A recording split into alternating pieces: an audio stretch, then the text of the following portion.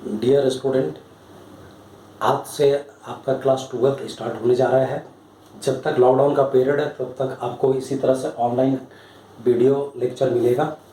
जब आपका लॉकडाउन का पीरियड खत्म हो जाएगा तो आपको इस टॉपिक को दोबारा रिवाइज क्लासरूम में करवा दिया जाएगा।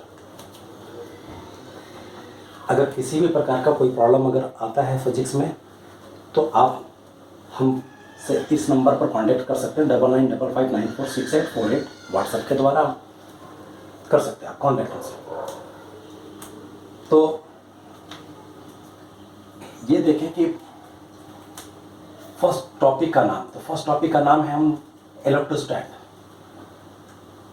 इलेक्ट्रोस्टैट के अंतर्गत 3 चैप्टर आते हैं, Coulomb's law, Gauss law and capacitor.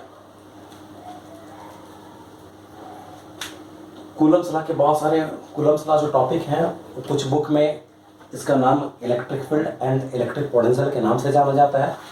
Capacitor को कंडेंसर के नाम से भी हम लोग जानते हैं। गॉस लॉ और कैपेसिटर आगे के चैप्टर में पढ़ना है।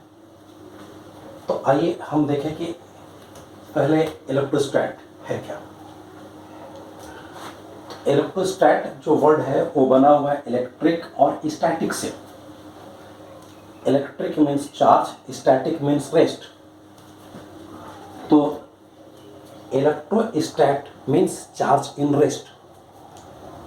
तो जो टॉपिक है इलेक्ट्रोस्टैट, इसमें हम लोग स्टडी करेंगे कि रेस्ट वाला चार्ज क्या है और रेस्ट वाला चार्ज किस इफेक्ट को पैदा करता है अपने सराउंडिंग में।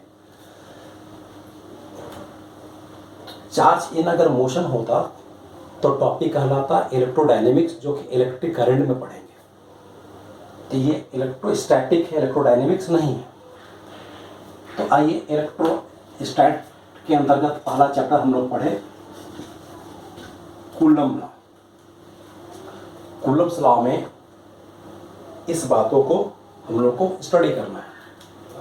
फर्स्ट है चार्ज, सेकंड है कूलम लॉ, थर्ड है इलेक्ट्रिक फील्ड, फोर्थ है electric potential energy U, fifth है electric potential V, electric line of force and equipotential surface, ये 6 नंबर में आया। सेवेंथ है इलेक्ट्रिक डाइपोल। तो हम लोग सबसे पहले कूलम्स लॉ में जानेंगे कि चार्ज क्या है, व्हाट इज द चार्ज। तो charge is the property of matter which is responsible for electric field and magnetic field in the space.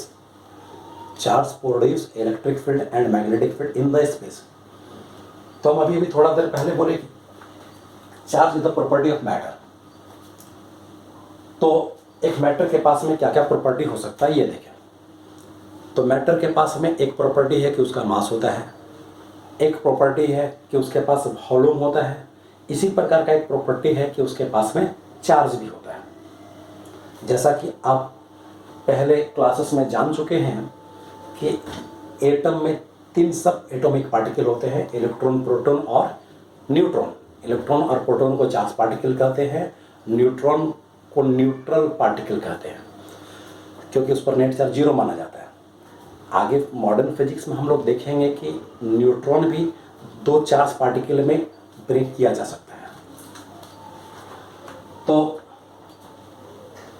Charge का कंसेप्ट कहां से आया ये देखें। तो इस चार्ज को कंसेप्ट को प्रूफ करने के लिए हम आपको कुछ लॉजिक देंगे। 2 स्मॉल बॉडी लेते हैं A और B। स्मॉल बॉडी इसलिए ताकि दोनों के बीच में जो ग्रेविटेशन फोर्स लग रहा है उसको नेग्लेक्ट किया जा सके। दोनों के बीच ग्रेविटेशन फोर्स लग रहा होगा G m1m2/r² के फॉर्मूले से, लेकिन चूंकि मास बहुत छोटा है तो हम लोग ग्रेविटेशन फोर्स को नेग्लेक्ट कर सकते हैं। अब A और B 2 डिफरेंट मटेरियल का बना हुआ है। A और B को एक दूसरे में रगड़ा गया, रबिंग किया गया, और रबिंग करने के बाद में एक दूसरे के नज़दीक में रखा गया। तो देखा गया कि दोनों के बीच में एक प्रकार का एट्रैक्टिव फोर्स लगता है। रबिंग के पहले दोनों के बीच में कोई फोर्स नहीं लगा क्योंकि ग्रेविटेशन को नेग्लेक्ट कर दिया गया था, लेकिन रबिंग के बाद में दोनों के बीच में अट्रैक्टिव फोर्स लगा। तो इस फोर्स का ही नाम दिया गया इलेक्ट्रिक फोर्स। अब सवाल उठता है कि रबिंग के बाद में ये फोर्स अट्रैक्टिव फोर्स आया, रबिंग के पहले नहीं आया। इसका मतलब है कि रबिंग करने के दरमियान ए और बी में कोई ना कोई चेंज आया होगा, कोई ना कोई प्रॉपर्टी आया होगा जिसके वजह से ये फोर्स प्रोड्यूस हो रहा है। तो रगड़ने के दरमियान ए और बी में जो भी परिवर्तन आया, उस परिवर्तन की वजह से हम लोग उस परिवर्तन की वजह से ही ये फोर्स उत्पन्न हुआ और उस परिवर्तन का ही नाम दिया गया चार्ज। तो चार्ज का कंसेप्ट यहीं से आपका आता है। तो अब सवाल उठता है कि क्या ए और बी रगड़ने के दरमियान सेम चेंज आया या डिफरेंट चेंज आया? ये हमको कैसे पता चलेगा? क्योंकि इसी की वजह से आपका प्रूफ होगा, इसी लॉजिक से की वजह से आपका प्रूफ होगा कि दो नेचर का चार्ज होता है। तो ए और बी को रगड़ा गया, एक दूसरे को अटैक कर रहा है, लेकिन हम लोग को यह नहीं पता है कि ए में चेंज और बी में चेंज सेम है या डिफरेंट चेंज है। इस चीज़ को प्रूफ करने के लिए हम लोग एक अदर बॉडी लेते हैं, ए डैश और बी डैश। जिस मेटेरियल का ए बना हुआ उसका ए डैश बना हुआ है, जिस मेटेरियल का बी बना हुआ उसका बी डैश बना हुआ है। तो ए डैश और बी डैश ये दोनों को भी आपस में रगड़ा गया और नज़दीक में रखा गया। तो देखा गया कि ये दोनों भी एक दूसरे को अटैक कर रहा होगा, देखा गया कि ये दोनों भी एक दूसरे के बीच में अटैक कर रहा है। तो इसका मतलब है क्या कि जो चेंज रगड़ने के दरमियान ए और बी के पास आया होगा उसी प्रकार से ए डैश और बी डैश के पास में आया होगा। लेकिन हम आपको बता चुके कि ए और बी तो डिफरेंट मेटल का बना हुआ है, लेकिन जिस मेटल का ए बना हुआ उसका ए डैश बना हुआ है, जिस मेटल का बी बना हुआ उसका बी डैश बना हुआ है। तो ए और ए डैश को नज़दीक में जब रख रहे होते हैं तो देखते हैं कि ए और ए डैश एक दूसरे को रिपेल करता है, एक दूसरे को रिपेल करता है। तो अब ये हम लोग को देखें कि ए के द्वारा बी अट्रैक्ट किया जा रहा है, ए के द्वारा ए डैश रिपेल किया जा रहा है। इससे ये प्रूफ होता है कि change in B is not equal to change in A dash. यदि बी में चेंज और ए डैश में सेम चेंज होता तो ए के द्वारा ए डैश को भी अट्रैक्ट किया जाता।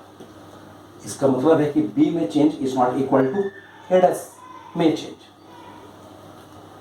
अब हम लोग ये जानते हैं कि चूंकि ये दोनों सेम मैटर है ए और ए डैश, तो change in A is equal to change in A dash, change in A equal to change in A dash, but change in B is not equal to change in A dash.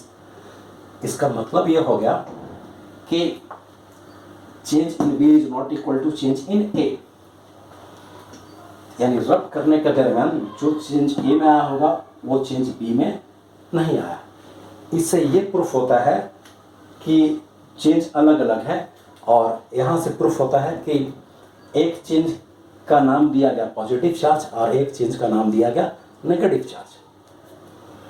तो there are two types of charge called positive charge and negative charge.